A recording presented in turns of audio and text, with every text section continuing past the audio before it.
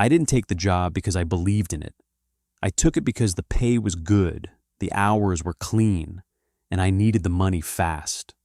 No questions, no paperwork, no HR lectures about team culture. Just a battered white van, a weekly cash envelope, and routes that ran mostly at night. I'm not proud of that. But if you've ever been in that place, where life has started peeling away from you in layers you didn't even notice were loose, then you understand why good enough becomes the only requirement. I was a drifter by necessity long before I was one by identity.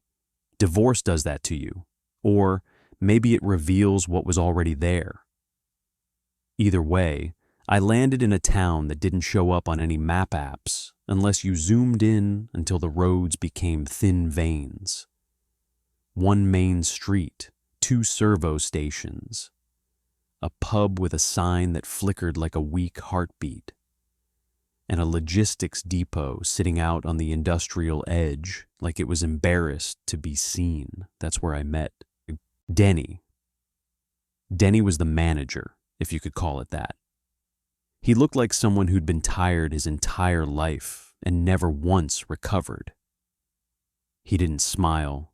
He didn't frown. His face was stuck in that blank, weathered shape people get when they've stopped expecting anything new. He handed me a clipboard, a key ring, and a laminated card with a single sentence printed in bold: "Follow the route. Do not enter the fog." I laughed because I thought it was some kind of rural joke. Denny didn't. He just watched me with eyes that didn't blink enough. "You'll want to read the back," he said. I flipped the card over. There were rules, not company policies, not safety guidelines, not "don't use your phone while driving."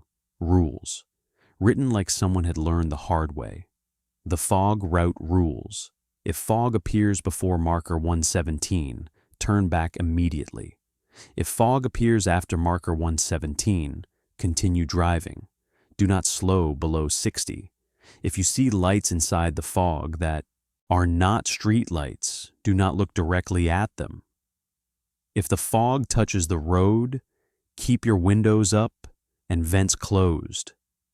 If you hear knocking from the outside of the van, do not acknowledge it. If you feel you are being evaluated, do not try to prove anything. If you stop for any reason inside the fog, leave the keys in the ignition and exit the vehicle. If you exit the vehicle, do not run. Walk normally. If you are followed, do not look back.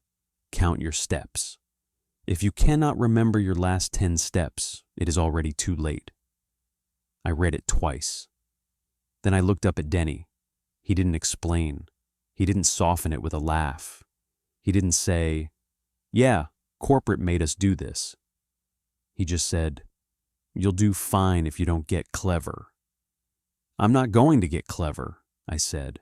"That's what they all say." I was still smiling, but it didn't feel like my smile anymore. I went out to the van. It smelled like old packaging tape and stale energy, drinks.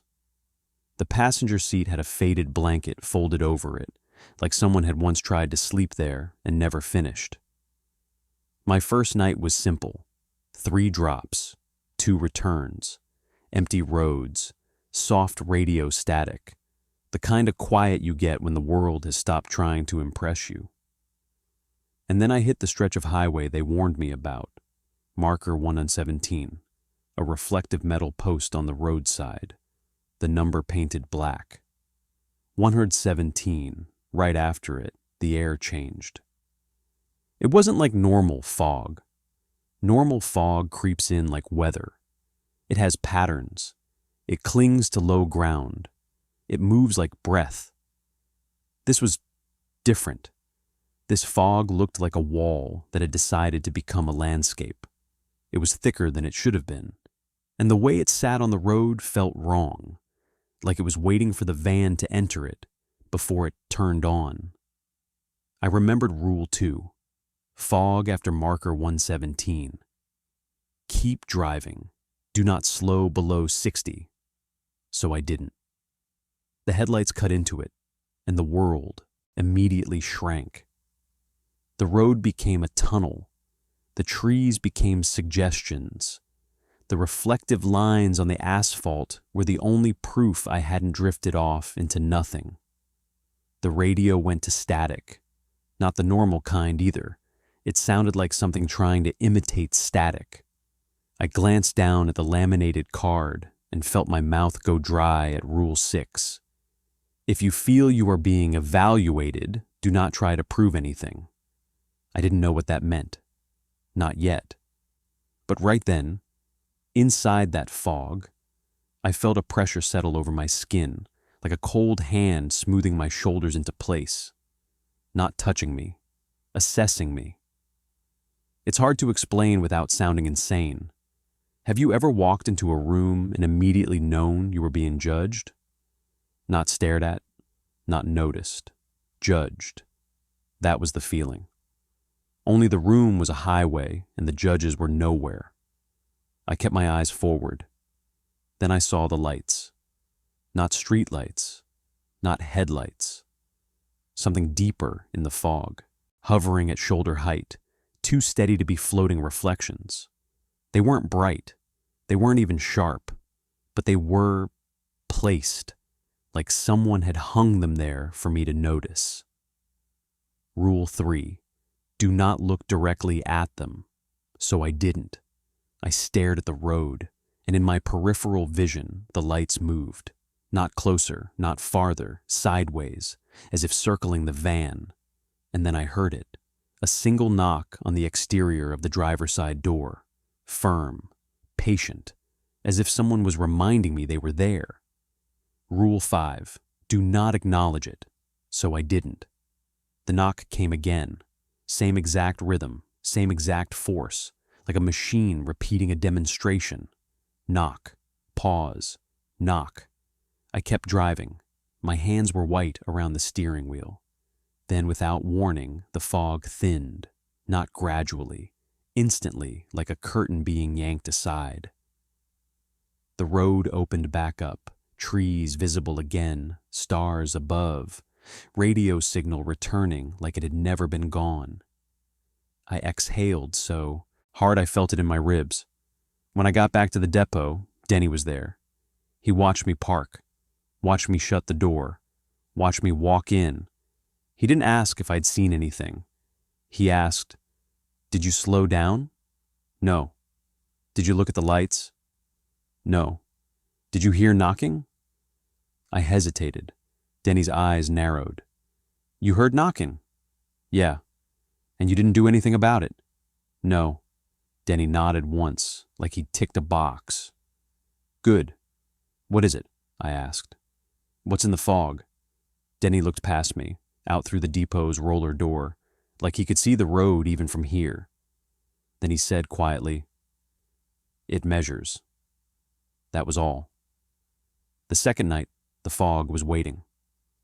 I hit marker 117, and it was already there, thick and still, like it had been poured across the road. This time, the radio didn't just go to static. It went silent. Total dead air. No hiss. No crackle. Just absence. Like sound itself had been removed. My headlights hit the fog, and it didn't glow the way it should. It swallowed light like velvet. I drove at 65, forcing myself not to tighten up. That's when the evaluation feeling returned. Stronger, more precise. It wasn't general judgment anymore. It was scanning, like something was mapping the shape of my posture, my breathing, the micro decisions in my hands. And I realized the fog didn't want me scared. It wanted me natural. It wanted me honest. That terrified me more than anything else.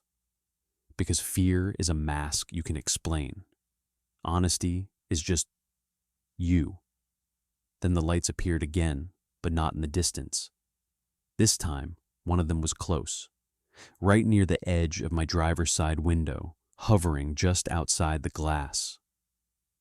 I didn't look at it directly, but I could feel it there, like you can feel someone standing too close behind you. The knocking came. One tap, exactly where the light hovered. I kept my eyes forward and drove, and the fog did something I still don't understand. It shifted.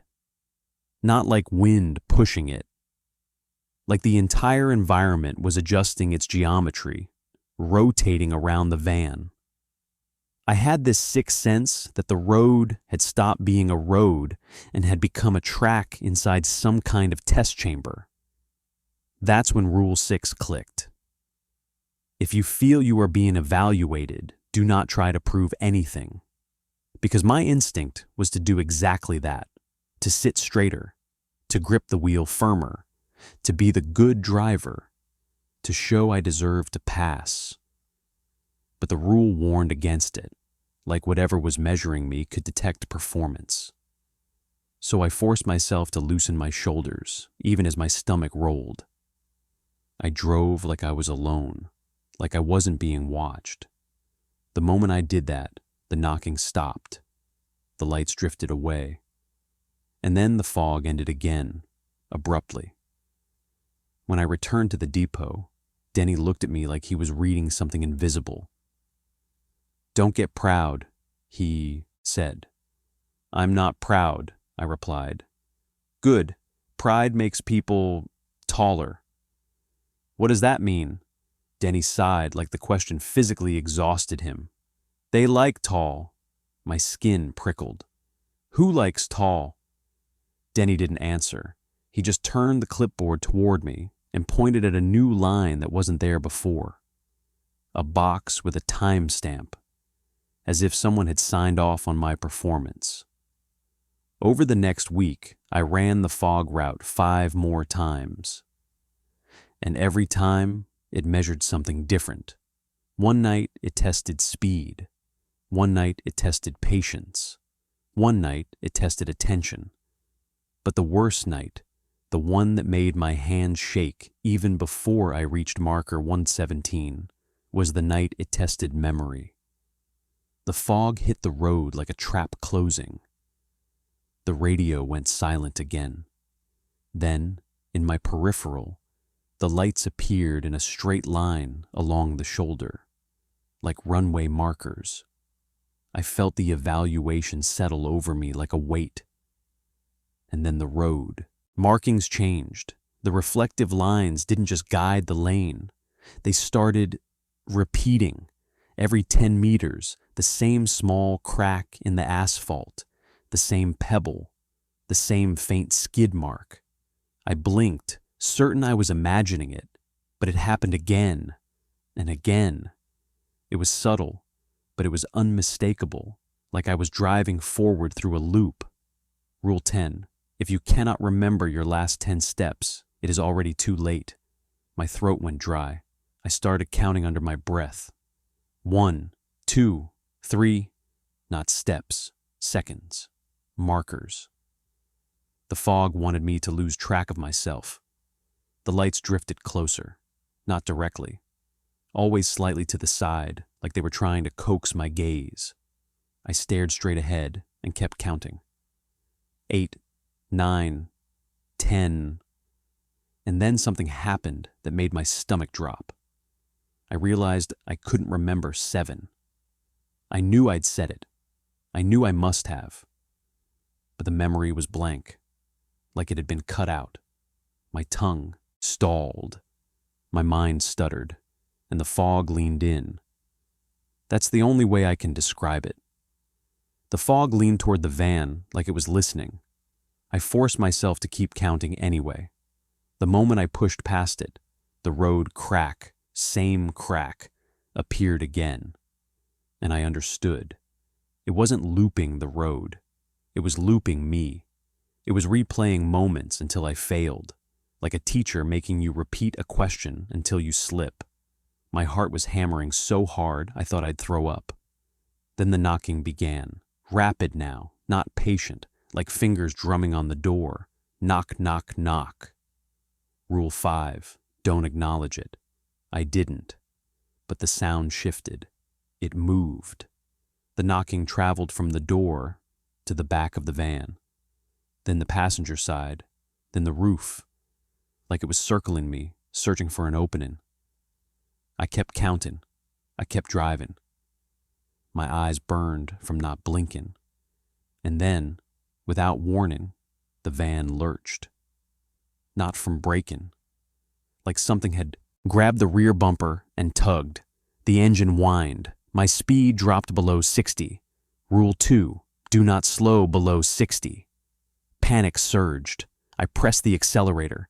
The van responded sluggishly, like it was driving through mud. My speed dipped to 58, then 55, then 52. The fog thickened, swallowing everything outside the windshield until all I could see were the vague shapes of my own headlights dying in white. And then the van stopped. Not stalled, stopped, as if the road itself had decided I was finished. Rule 7. If you stop for any reason inside the fog, leave the keys in the ignition and exit the vehicle. My hands trembled. Every instinct screamed to lock the doors, to stay inside, to wait it out. But the rules weren't written by cowards. They were written by survivors. So I left the keys in the ignition, and I opened the door. The fog hit me like cold water. It wasn't wet, but it clung. It pressed against my face and filled my lungs with air that tasted like old coins. I stepped out and closed the door behind me, and the knocking stopped. The world was almost silent. No insects, no wind, no distant cars, just the soft, constant hush of fog. Rule 8, do not run, walk normally. So I walked, straight forward, into white nothing. My boots crunched on gravel I couldn't see. I counted my steps. 1, 2, 3. The evaluation feeling was everywhere now, intense and close, like I was standing in front of something massive that didn't need eyes to see. The lights appeared, not in the distance, but around me, at different heights, some low near the road, some high above my head. None of them moved like headlights. They hung in place, watching. Rule 3, don't look directly. So I stared at the empty space between them, and then I heard breathing, not mine, something slow and controlled, just out of sync with human lungs. Rule 9, if you are followed, do not look back. Count your steps. My skin crawled because the sound was behind me, right behind me, close enough that if I turned, I would see it. But the rule said not to, so I kept walking. 1, 2, 3. The fog felt thicker with each step, like it was trying to add weight to my body. The breathing stayed behind me, matching my pace exactly. I reached 10 steps, then 20, then 30. My mouth was so dry, my tongue felt like sand. And then, very softly, something spoke, not in words, in a shape, in a feeling that pressed into the side of my mind, like a hand pushing a thought into place. Taller. My stomach turned. I understood what Denny meant. Pride makes people taller. Trying to prove yourself makes you taller. Fear makes you smaller. The thing in the fog didn't want good.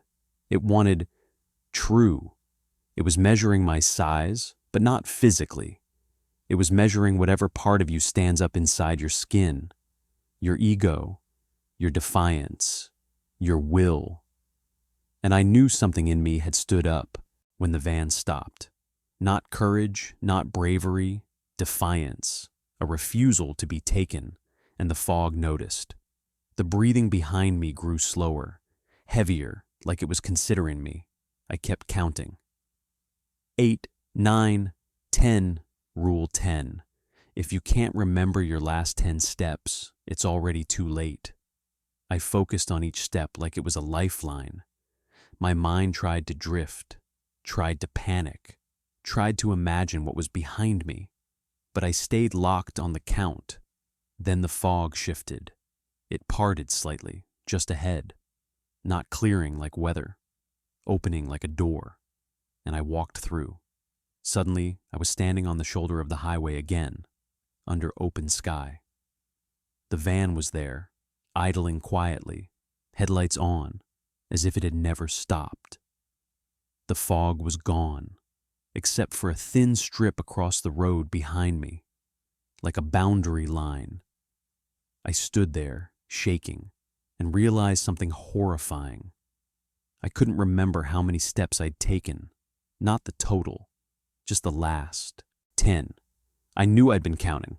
I knew I'd been consistent, but the memory of the last 10 numbers was smeared, like wet ink. Rule 10, too late. Behind me, in the thin strip of fog, the lights appeared one last time. Not scattered, not circling, arranged in a vertical line from low to high, like it was showing me a measurement on an invisible ruler. Then the light slid upward, slowly, as if marking a height, as if it had decided where I belonged. I didn't look directly at them, but I saw enough, and I understood the worst part. It wasn't measuring to decide if I passed. It was measuring to decide what to do with me. I got back in the van. My hand shook so badly I nearly dropped the keys, even though they were already in the ignition. I drove the rest of the route in a numb silence. When I reached the depot, Denny was waiting. He took one look at me and said, "You stopped." I swallowed. "Yeah." He nodded slowly, like a doctor hearing a diagnosis. "Did you get out?" "Yes." "Did it follow you?" My mouth went dry. "Yes." Denny exhaled through his nose. Then he reached under the desk and pulled out a different laminated card. This one was older, more worn. The bold sentence at the top read, "You have been noticed." He slid it toward me. On the back were new rules. Shorter, stricter, final. Notice rules. Do not quit immediately. That is the first test. Do not tell anyone outside the depot. That is the second test. If you dream of fog, do not describe the dream aloud. If you wake up feeling taller, do not go on shift. If you wake up feeling smaller, go on shift. I stared at it. Then I stared at Denny. "What happens if I'm taller?" Denny's eyes flicked to the roller door again, like he could see something standing out there in the dark. "You won't fit in the world right anymore," he said. "What does that mean?" Denny's voice dropped. "It means doorways. It means mirrors. It means corners of rooms feeling wrong. It means people looking at you like they almost recognize you, but can't place why." He leaned closer. "And it means the fog won't just be on the highway." I felt my pulse in my teeth. "So what do I do?" Denny didn't smile, but his expression softened by half a degree. "Wake up smaller," he said. That night I went home and sat on the edge of my bed for a long time. I didn't eat. I didn't watch anything. I just stared at the wall and tried to remember the last 10 steps. I couldn't. Not cleanly. The numbers were there, but they slid away when I reached for them, like trying to hold smoke. When I finally fell asleep, I dreamed of fog. Not the highway fog. This fog was inside a hallway, my hallway, the one outside my bedroom. It rolled under the door, slow and patient, and when it reached the foot of my bed, it stopped. Then something pressed against the mattress, like a hand measuring the edge. I woke up drenched in sweat. My room was normal, no fog, but I felt different, not taller, not smaller, something in between, like I'd been adjusted. I sat up and stared at my hands. They looked like my hands, but they didn't feel like they belonged to the same rules of space anymore. I remembered Rule 4 and Rule 5. If taller, don't go. If smaller, go. I couldn't tell, so I did the only honest thing. I went, because whatever it wanted honesty. At marker 117, the fog was waiting, and when I entered it, I felt the evaluation immediately. This time, it wasn't scanning. It was confirming, like it was checking a number it had already written down. The lights appeared, closer than ever, and from the side of my mind, that word pressed in again like a verdict. Taller. My stomach dropped. I didn't slow down. I didn't look at the lights. I didn't acknowledge the knocking when it began. Soft, polite, almost affectionate, but the fog didn't end. It didn't part. It didn't release me. Instead, the road ahead faded into whiteness until there was no lane, no trees, no sky, only fog and the vague shadow of my headlights dying in it. I kept driving anyway, because the rules never said the fog would let you out, only that if you were smart, you might survive long enough to understand what it was doing. The knocking became a steady rhythm, like a metronome, like a heartbeat. Then the radio clicked on, not static, a voice, low, distorted, like it was speaking through wet cloth, not words, a sequence, numbers, measured, counted, and I realized with a cold certainty that made my stomach twist.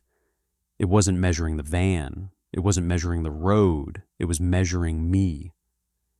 And it was taking me somewhere I could finally be the right size. The last thing I saw in the fog, just before the headlights fully died, was a shape beside the road. Tall, elongated, standing perfectly still. And along its body, those hovering lights were arranged like marks on a ruler. It didn't move. It didn't chase.